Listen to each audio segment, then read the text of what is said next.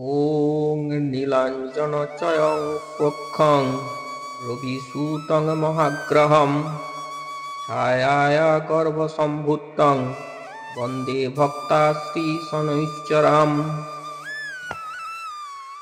প্রতি শনিবারে অন্তত একবার ভক্তি ভরে শনিদেবের পাঁচালী ও ব্রতকথা শ্রবণ, পঠন ও কীর্তন করুন। এতে কর্মফলদাতা শনিদেব আপনার প্রতি সন্তুষ্ট হবেন এবং জীবনের নানাবিধ বাধা বিপত্তি দূর হবে। সেই সাথে শনিদেবের কৃপায় শনির সাড়ে সাতি থেকে মুক্তি লাভ করতে পারবেন। শনিবার সন্ধ্যাকালে ঘরের বাহিরে উঠানে এই ব্রত করিতে হয়। ইহাতে সত্যনারায়ণ পূজার ন্যায় শিরনি দেওয়া হয়। সারাদিন উপবাস থাকিয়া সন্ধ্যায় শনিদেবের পূজার শেষে ব্রতকথা শুনিয়া নির্মাল্য প্রসাদ গ্রহণ করিবেন। এই ব্রত করিলে শনিদেব সুপ্রসন্ন হন, সংসারে আপদ বিপদ দুঃখ কষ্ট দূর হইয়া সংসার শান্তিময় হয়। শনিদেবের কৃপায় সর্বপ্রকার গ্রহদোষ কাটিয়া যায়।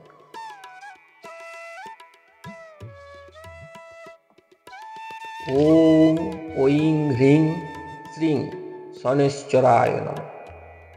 ওং নীলাঞ্জনচয়ং প্রখ্যং রবিসূতং মহাগ্রহম ছায়ায়া গর্ভসম্ভূতং বন্দে ভক্তাশ্রী শনৈশ্চরম। এবার শুরু করছি শনিদেবের পাঁচালী। এক মনে শুনবেন শনিদেবের পাঁচালী। শ্রীহরি নামেতে এক ছিল যে ব্রাহ্মণ, নিত্য ভিক্ষা করে উদর পূরণ। দিবারাত্র কৃষ্ণ নাম জপে অকপটে, অন্তরে সদাই সুখী অন্ন নাহি পেটে। হেনকালে তার একটি পুত্র জনমিল, পুত্রের মুখ দেখি দ্বিজ বিষাদে ভাসিল। ভিক্ষা করি দ্বিজ সেবা পুত্র রক্ষা করে, সুমঙ্গল বলি নাম রাখিল পুত্রেরে। অত্যন্ত মেধাবী পুত্র সবে গুণ গায়, অল্পদিন মধ্যে শিশু শিখে সমুদয়। শাস্ত্র আলোচনা করি শাস্ত্রজ্ঞ হইল, পণ্ডিত বলিল তারে সকলে জানিল। মনে মনে সুমঙ্গল হরিকে ডাকিল, গৃহ ছাড়ি নানা তীর্থে ঘুরিতে লাগিল। আচম্বিতে এক স্থানে করিল শ্রবণ, পিতা মাতা পরলোকে করেছে গমন। শুনি তাহা গয়া ধামে করিয়া গমন, বিষ্ণুপাদ পদ্মে শিশু করিল অর্পণ। কালম সে ঘটে যাহা এ করে খণ্ডন, শনির দৃষ্টিতে পড়ে দ্বিজের নন্দন। ভ্রমিতে ভ্রমিতে দ্বিজ যায় বহুদূর, শেষে উপস্থিত হন বিদর্ভ নগরে। রাজার সভায় সদয় উপস্থিত হইল, ব্রাহ্মণ দেখিয়া রাজা অভ্যর্থনা করিল। রাজার নিকটে দ্বিজ দেয় পরিচয়, সুমঙ্গল নাম মোর ওহে মহাশয়। অতি দুঃখী হই আমি নাহি পিতা মাতা, নানা দেশে ভ্রমি আমি থাকি যথা তথা।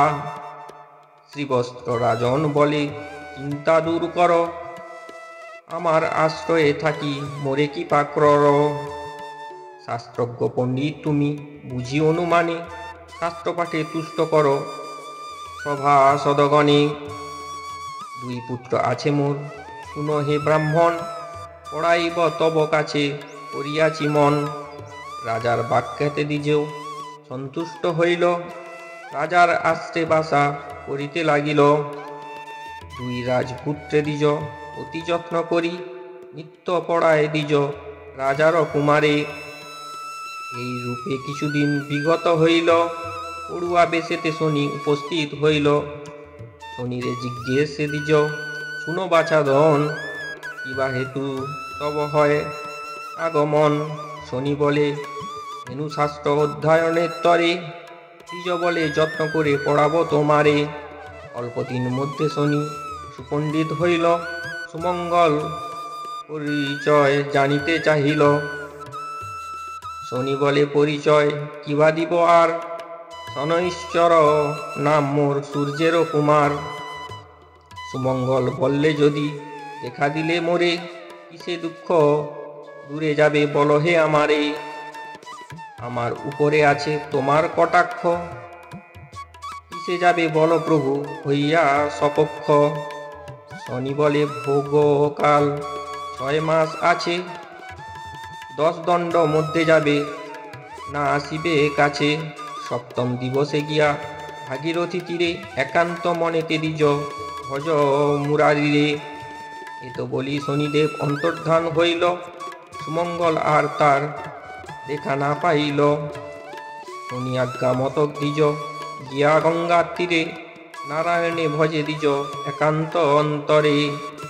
10 দণ্ড পূর্ণ হইল মনেতে বিচারি, উঠি দাঁড়াইল দ্বিজ বলিয়া শ্রী হরি। কিন্তু 10 দণ্ড পূর্ণ না হয় তখন, তার পূর্বে চলে আসে আপন ভবন। তাহা দেখি শনিদেব কুপিত হইল, 2 রাজপুত্র শনি হরণ করিল। পুনমায়া বলে 2 শিশুমুণ্ড গড়ি, নিজের নিকটে শনি যান তাড়াতাড়ি। হেথা দ্বিজ চক্ষু বুঝি শ্রীহরির স্মরে, মুন্ডু 2টি ফেলে তার উরুর উপরে। হেথা নিদ্রা যোগে রাজা দুঃস্বপ্ন দেখিল, পাত্র মিত্র লয়ে রাজা গঙ্গা তীরে গেল। দেখিয়া দ্বিজের কোলে পুত্র মুন্ডদয়, হাহাকার করি রাজা ধুলায় লুটিল। রাজা দেশে দূতগণ বাঁধে ব্রাহ্মণেরে, শৃঙ্খলে বন্ধন করি রাখে কারাগারে। কারাগারে বসি দ্বিজ কাঁদিতে লাগিল, বিপদ হন্তা মধুসূদনে স্মরিতে লাগিল। অতঃপর ঘটে এক বিচিত্র ঘটন, 10 দণ্ড বেলা পূর্ণ হইল যখন। শোকেতে কাতর রাজা ছিলেন যেখানে, হেনকালে 2 পুত্র আসিল সেখানে। রাজা বলে কোথা ছিলে হৃদয়ের ধন, শয্যা পরে ছিনু পিতা করিয়া শয়ন। পুত্রদের বাক্য রাজা আশ্চর্য হইল, আদ্য অন্ত কিছু তার বুঝিতে না পারিল। ব্রাহ্মণের কথা এবে পড়ে গেল মনে, না বুঝিয়া এত কষ্ট দিনু যে ব্রাহ্মণেরে। রাজা দেশে দূত গিয়া আনিল বিপ্রেরে, জীর্ণ শীর্ণ কলেবর কাঁদেন কাতরে। বিনয় বচনে রাজা করে তার স্তুতি, সব অপরাধ ক্ষমা কর মহামতি। কৃপা করি কর মোর সন্দেহ ভঞ্জন, তবে করে কার মুন্ড করিছি দর্শন। দ্বিজ বলে মহারাজ কিছুই না জানি, শনি কোপে কষ্ট পাই এই মাত্র মানি। রাজা বলে যদি পাই শনি দর্শন, ষোড়শ প্রচারে তার করিব পূজন। নৃপবাক্য শুনি দ্বিজ করিল গমন, শনির নিকটে সব করে নিবেদন। শুনিয়া সকল কথা শনিদেব এলো, শনিদেবে দেখি রাজা প্রণাম করিল। রাজা বলে যদি প্রভু এলে কৃপা করো, পূজার বিধান তবে বল প্রভু মোরে। শনি বলে পূজা বিধি শুনো হে রাজন, যেই রূপে করিবে মোর পূজা আয়োজন। শুদ্ধভাবে শুদ্ধ মনে আমার বারেতে, করিবে আমার পূজা একান্ত মনেতে। নীল বস্ত্র কৃষ্ণ তিল আর তৈল দিবে, মাস কলাই আর মুস সংগ্রহ করিবে। কৃষ্ণবর্ণ ঘট এক করিয়া স্থাপন, পঞ্চজাতি ফল ফুলে করিবে অর্চন। এই মোর পূজা বিধি করিলাম সার, ভক্তি প্রধান যেন কি কহিব আর। পূজা শেষে ভক্তি ভরে করিবে প্রণাম, নবগ্রহ স্তোত পাঠে লইবেক নাম। আমার প্রসাদ খাবে অতিয়া যতন, সর্বপাপ দূর যাবে আমারও বচন। অভক্তি থাকিয়া যে বা প্রসাদ খাইবে, অল্প দিনে সমনের ভবনে সে যাবে। আমার পূজার সেবা করে অনাদর, চিরকাল দুঃখ পেয়ে হইবে কাতর। এই বলি শনিদেব আদর্শন, ভক্তি ভরে করে রাজা শনির পূজন। প্রতি শনিবারে পূজা করে নিপবর, বিপ্রগণে দান করি দিয়া তুষিল বিস্তর, নিপ্রপাশে সুমঙ্গল সদায় হইল। শনিদেবের পূজা করে গঙ্গা তীরে গিয়া, এই রূপে পূজা প্রচারিল শনিদেবে।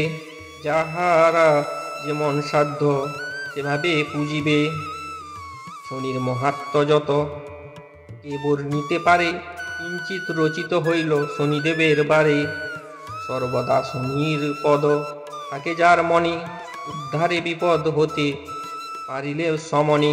শনির পাঁচালি যেবা রাখিবে ভবনে, কখনো না পড়ে তারে সে বিপদ বন্ধনে। শনি প্রণ্যিয়া সেবা নিজ কার্যে পায়, সমাদর করি তারে রাজার সভায়।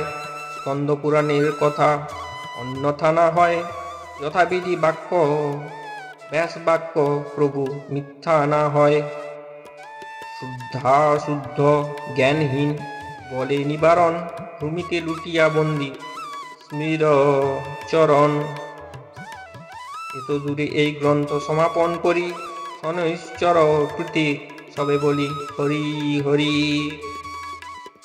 অত শনিদেবের ব্রত কথা সমাপ্তম। এখানেই শেষ করলাম আজকের এই শনিদেবের ব্রত কথা। আর যাদের এই ভিডিওটি ভালো লেগেছে তারা নিশ্চয়ই চ্যানেলটি সাবস্ক্রাইব করবেন এবং পাশে থাকা বেল আইকনটি প্রেস করবেন, একটি লাইক করবেন এবং শেয়ার করবেন। সবাই ভালো থাকবেন। নমস্কার।